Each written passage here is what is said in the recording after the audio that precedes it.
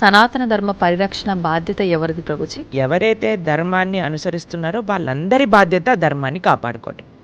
ధర్మాన్ని ఎలా కాపాడుకుంటామండి? మేమేం చేయాలి ధర్మాన్ని కాపాడుకోవటం అని?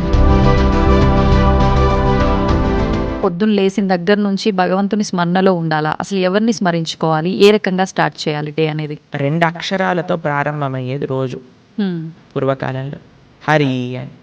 ఓకే. ఇప్పుడు కూడా 2 అక్షరాలతో ప్రారంభమవుతుంది, కాఫీ అని.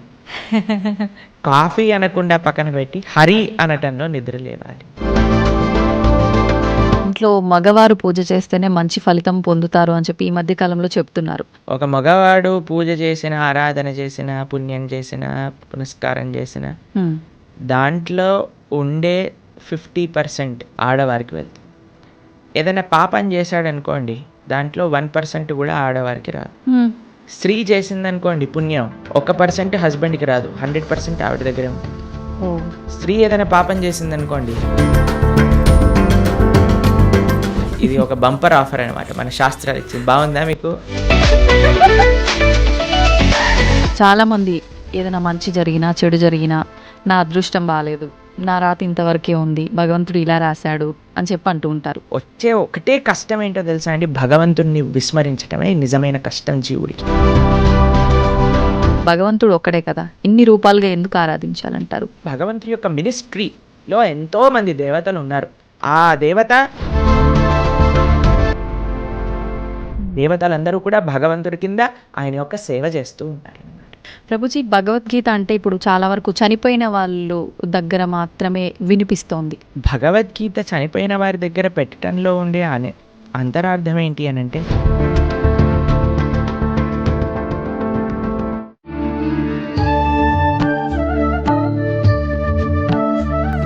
భగవంతుణ్ణి ఆశ్రయించాలి. భగవంతుణ్ణి చేరుకున్న వాడికి ఎప్పుడు మళ్ళీ ఇలాంటి కష్టములు రావు. అందుకే జన్మ, మృత్యు ఇవన్నీ కృష్ణుడు భగవద్గీతలు చెప్పారు. పుట్టిన ప్రతివాడు చావక తప్పదు, చచ్చిన ప్రతివాడు పుట్టక తప్పదు. ఎప్పటి వరకు? భగవంతుడి దగ్గరికి వెళ్ళనంత వరకు. అందుకే మన మానవ జన్మ యొక్క ప్రయోజనం ఏంటి అంటే, స్వామి దగ్గరికి వెళ్ళి స్వామి యొక్క సేవ చేయటము. ఓకే ప్రభుజీ, భగవద్గీత అంటే ఇప్పుడు చాలా వరకు చనిపోయిన వాళ్ళు దగ్గర మాత్రమే వినిపిస్తోంది. అసలు ఏంటి నిజంగా భగవద్గీత అనేది ఆ సమయంలో మాత్రమే ఉపయోగించుకోవాల్సిన ఒక అంశం అంటారా? భగవద్గీత చనిపోయిన వారి దగ్గర పెట్టడంలో ఉండే అంతరార్థం ఏంటి అని అంటే, వీడు ఎలానో గీత నేర్చుకోకుండా వెళ్ళిపోయాడు, కనీసం మీరైనా మారండ్రా అని చెప్పే ఒక విషయం అనమాట. మీరు చూడండి, చనిపోయిన వాళ్ళ దగ్గర గరుడ పురాణాన్ని వినిపిస్తారు. తెలుసా మీకు ఎప్పుడైనా? గరుడ పురాణాన్ని పారాయణ చేయిస్తారనమాట ఎవరైనా చనిపోయారనుకోండి. గరుడ పురాణంలో ఏముంటుందో తెలుసా? నరకాలు ఎలాంటివి, ఎవరెవరు ఏ నరకానికి వెళ్తారు, ఏ తప్పులు చేయటం వల్ల ఆ నరకంలో ఏ శిక్షలు అనుభవించవలసి వస్తుంది అనేవన్నీ కూడా గరుడ పురాణంలో చెప్పున్నారనమాట.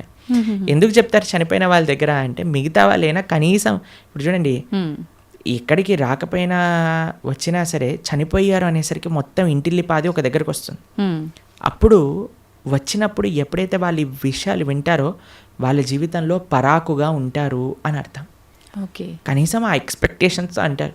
ఇప్పుడు చూడండి, మన పోయినవాడు పోతాడు, తర్వాత మధ్యాహ్నం ఏంటి మెన్యూ చెప్పండి, ఏమి ఆర్డర్ చేయాలి క్యాటరింగ్ నుంచి అని అందరూ కూర్చొని సినిమాలు చూసుకుంటూ హ్యాపీగా 10-15 రకాలు భోజనం చేసి హాయిగా ఎవరింటికి వాళ్ళు వెళ్ళిపోతున్నారు.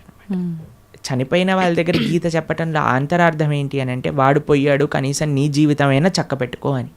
ఓకే, కానీ చనిపోయినప్పుడు వినవలసింది కాదండి గీత. ఇప్పుడు మన గీత చదువుకుంటే మన రాత బాగుపడుతుంది, అందుకోసం గీత చదవమని చెప్తారనమాట. ఓకే, అది విశేషం. ప్రభుజీ, ఆలయాల విషయానికి వస్తే ప్రతి ఆలయంలో కూడా గంటలు ముఖ్యంగా మనకు కనిపిస్తూ ఉంటాయి. ఏంటి ప్రభుజీ గంటలకి ఆలయానికి ఉన్న సంబంధం? భగవంతుడి యొక్క నివేదన చేసేటప్పుడు గంటను మ్రోగించవలే అని ప్రతి దాంట్లో మనకు గంట ఉపయోగించరండి. కొన్ని కైంకర్యములు ఉంటాయి భగవంతుడికి. స్వామి యొక్క అభిషేకం చేసినప్పుడు అన్ని వాద్యములు కూడా గంటలో ఉంటాయి, గంట స్వరూపంలో ఉంటాయి అని అంటారనమాట. కాబట్టి ఆ గంటని భగవంతుడి యొక్క నైవేద్యములలో వాడుతుంటారు. స్వామికి నివేదన చేసేటప్పుడు గంటలు మోగుతూ ఉంటాయి. మీరు తిరుమల వెళ్ళారనుకోండి, టంగ్ టంగ్ టంగ్ టంగ్ అని మోగుతూ ఉంటాయి గంటలు, నైవేద్య గంటలు అనమాట. మీకు కృష్ణుడు ఒకసారి బృందావనంలో దొంగతనం చేయడానికి వెళ్ళారనమాట. అప్పుడు ఒక గోపిక ఏం చేసిందంటే అన్నీ ఉట్టి కట్టేసింది, వెన్న మొత్తం కూడా కృష్ణుడికి అందకూడదని. ఓకే. తర్వాత కృష్ణుడు ఏం చేసేవాడు, ఉట్టి కడితే రాయి వేసేసాడు వాడు. రాయి వేయంగానే కుండకి చిన్న రంధ్రం పడేది, చక్కగా అక్కడ నుంచి మొత్తం వెన్న ఇలా ఫౌంటైన్ లాగా షవర్ లాగా వచ్చేస్తుంది అనమాట. కింద అందరూ పాలు పెరుగు వెన్న నెయ్యి అన్ని తాగేస్తూ ఉండేవారు. అయితే ఈ గోపిక కొద్దిగా తెలివైన గోపిక, ఇప్పుడు ఏం చేసింది తెలుసా అండి, ఈ ఉట్టితో పాటు గంటలు కూడా కట్టింది. ఉట్టిని ఊపారనుకోండి గంట మోగుతుంది, వెంటనే వచ్చి కృష్ణుడిని పట్టేసుకోవాలి. తర్వాత కృష్ణుడు అన్నాడు సరే వెయ్యండి, ఒకళ్ళ పైన ఒకళ్ళు నించోండి అనగానే ఒకళ్ళు ఉన్నారు. కృష్ణుడు పైకి ఎక్కాడు, పైకి ఎక్కగానే గంటలు చూశాడనమాట. గంటలు చూసాగానే భగవంతుడు అన్నాడు, ఏ గంటలారా మోగకూడదు అని అన్నాడు. సరే స్వామి మీరు ఏం చెప్తే అది మోగము అని కూర్చున్నాయి అనమాట. కృష్ణుడు వెంటనే లోపల చేయబెట్టి బ్రహ్మాండంగా వెన్న తీసి అందరికీ పంచుతూ, కృష్ణుడు ఎప్పుడు తాను తినేవాడు కాదండి, అందరికీ పంచేవాడు. మన భగవంతుడికి ఉన్న లక్షణమే అది, ఇవ్వటం తప్ప ఆయనకేం తెలియదు. ఇస్తుండేవాడు, తన స్నేహితులకు పెట్టేశారు, కోతులకు పెట్టేశారు, ఆయన దగ్గర ఉన్న వాళ్ళందరికి పెట్టేశారు. ఇంకా లాస్ట్కి ఆయన తినాలి అని నోట్లో పెట్టుకోగానే గంటలన్నీ మోగటం ప్రారంభం చేశాయి. ఆ గోపిక వచ్చేసింది, పట్టేసుకుంది. భగవంతుడు అనుకున్నాడు, ఆ గోపిక పట్టేసుకొని లాగేస్తుంటే, రే గంటలారా చెప్పాను కదరా మిమ్మల్ని మోగద్దా అని, ఎందుకు మోగారు, ఇప్పటి వరకు బాగానే ఉన్నారు కదా. అయ్యా ఏం లేదండి మాకు అలవాటు కదా, మీరు నైవేద్యం స్వీకరిస్తుంటే మోగటామని, అందుకే మీరు తింటాం ప్రారంభం చేయగానే మేము మోగేసాము అని అన్నాయి అనమాట గంట. కాబట్టి అందరికీ కూడా భగవంతుడి యొక్క సేవలో వినియోగించుకోవాలి అనే ఒక లక్షణం ఉంటుందన్నమాట. గంట భగవంతుడికి నివేదన చేసేటప్పుడు గంట మోగించడం, భగవంతుడికి కైంకర్యం జరిగేటప్పుడు గంట మోగించడం. ఎందుకంటే సర్వ వాయిద్యములన్నీ కూడా ఘంటానాదంలో ఉంటాయి అని మన శాస్త్రములు చెప్తున్నాయి అనమాట. కాబట్టి గంటను ఉపయోగించాలి మంత్రంతో పాటు కైంకర్యంతో పాటు అని మనకు చెప్తారనమాట. ఓకే ప్రభుజీ, అలా అని ఊరికే ఆలయంలోకి వెళ్ళి టింగ్ టింగ్ అని ఊరికే ఎక్కడున్నా సరే ఏదున్నా పాపం భగవంతుడికి ఎందుకంటే డిస్టర్బెన్స్. కాబట్టి మనం వచ్చామని ఆయన గంట మోగిస్తేనే మన వైపు చూడడు. మనం మంచి చేస్తే ఆయన నువ్వు గంట మోగించినా సైలెంట్గా ఆలయం బయట నుంచి భగవంతుని చూసినా ఆయన మనల్ని చూస్తారు. ఎందుకంటే ఆయన చెప్పిన మాట వింటున్నాం కాబట్టి. ఏం మాట వినకుండా టంగ్ టంగ్ సినిమాలలో వచ్చినట్టుగా రక్తం గారేటట్టుగా గంటలు కొట్టి మనం కింద బేవోష్ అయిపోవాల్సిన అవసరం ఏం లేదు. భగవంతుడి యొక్క అటెన్షన్ కావాలి అనుకుంటే మనం స్వామి యొక్క మాటలు గీత భాగవత రామాయణాదులు మనం విని మనం దాని జీవితంలో ఆచరిస్తున్నాము అని అంటే స్వామి వెయిట్ చేస్తూ ఉంటారు. శ్రీల భక్తి సిద్ధాంత సరస్వతి ఠాకూర్ అని మా ఆచార్యులు ఆయన చెప్తారనమాట, don't try to see Krishna, serve Krishna in such a way that Krishna would want to see you అని అంటారు. ఆయన ఏమంటారంటే దేవుణ్ణి చూడాలి అని పరితపించకు, భగవంతుడి యొక్క సేవ ఎలా చెయ్యి అని అంటే భగవంతుడే నిన్ను చూడాలి అని అనుకోవాలి, అట్లా సేవ చేయటం నేర్చుకో అని అంటారనమాట వారు. కాబట్టి ఆ విధంగా మనం ఉండేటట్టుగా ప్రయత్నం చేసుకోవాలి. గంట ఆడవాళ్ళు కొట్టకూడదు పూజా సమయంలో హారతి ఇచ్చేటప్పుడు, కానీ పక్కన మగవాళ్ళు గంట కొట్టాలి ఆడవాళ్ళు హారతి ఇవ్వాలని వింటూ ఉంటాం. నిజంగా గంట ఆడవాళ్ళు కొట్టకూడదు అంటారు? అలాంటివి ఏం లేదండి, భగవంతుడి యొక్క సేవలో అందరు సమానమే. ఇంకొకటి సేవ అన్నారు. భగవంతుడికి భక్తితో మనం చేసే పనులు ఇష్టపడతాడా, లేదంటే సేవ చేస్తే ఎక్కువగా అనుగ్రహిస్తాడంటారా? భక్తితో సేవ చేస్తే ఇష్టపడతారు. పూజల కన్నా సేవని ఎక్కువగా ఇష్టపడతారా? సేవ అంటే భగవంతుడికి చేసే ఆరాధన కూడా సేవనే. శ్రీ విగ్రహ సేవ అని అంటాం. భగవంతుడికి నైవేద్యం సమర్పణ చేయటం సేవనే, లేదా గోవులకి సేవ చేయటం సేవనే, 10 మందికి భగవత్ ప్రసాదాన్ని నివేదన చేయటం సేవనే, 10 మందికి భగవంతుడికి సంబంధించిన విషయములు చెప్పటం సేవనే, ఆలయానికి వెళ్ళటం సేవనే. కాబట్టి భగవంతుడి యొక్క భక్తులకి సేవ చేయటం సేవనే. ఎన్నో రకాల సేవలు ఉన్నాయండి.